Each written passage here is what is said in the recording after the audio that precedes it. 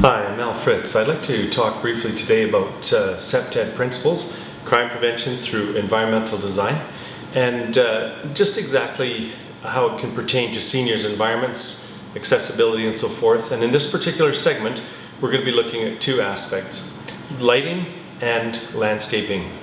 So let's have a quick look at what these Cpted principles entail. Just before I get into it, Cpted is a very versatile program. It's adopted and advanced by many organizations.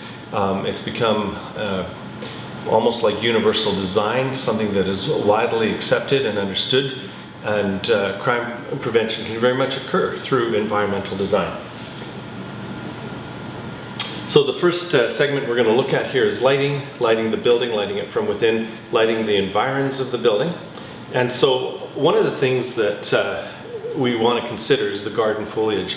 Oftentimes gardens with large perennial beds and so forth can conceal perpetrators, and so garden lighting that lights the garden not in a way where it's glaring, but in a way that you can actually see what's there, will often reveal those perpetrators, will allow you to know your environment, giving great sense of peace and calm. And so particularly as older residents experience macular degeneration and so forth, they now can walk through this environment, this garden environment, knowing that they are very comfortable and that everything is looked after. Now, when there's lighting, it's important that indirect lighting is provided that reduces glare and aids vision.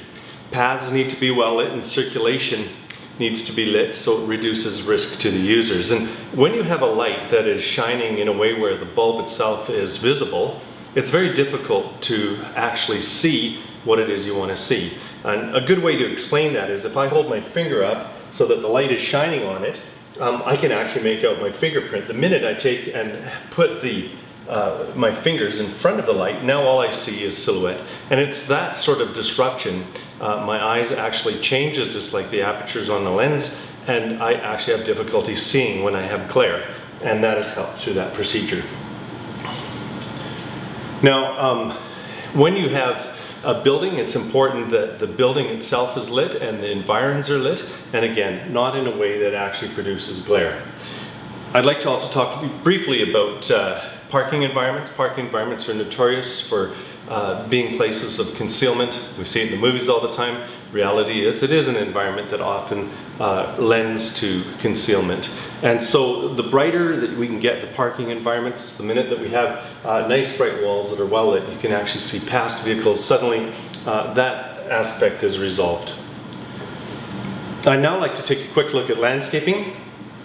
Landscaping is an important aspect of Cpted principles as well. It's important that when we have trees and bushes and so forth, that the crowns are nice and high. There's an ability to see through, to see past the landscaping, to be able to see what's there. And again, this also is augmented with the concept of well-lit paths and circulation that reduces risk to the user groups. And so you can see in this particular image, here's a pathway that's inviting. Even at night, it's well lit. There's clarity. You're able to see past. Now, this is unruly landscaping that can prevent natural surveillance. People driving by can't really see into this yard. This yard is kind of concealed by its landscape. And I've got this beautiful composite that will actually slowly resolve itself to seeing that landscaping cleaned up and changed. Now, I'm going to go back and just do that one more time for you.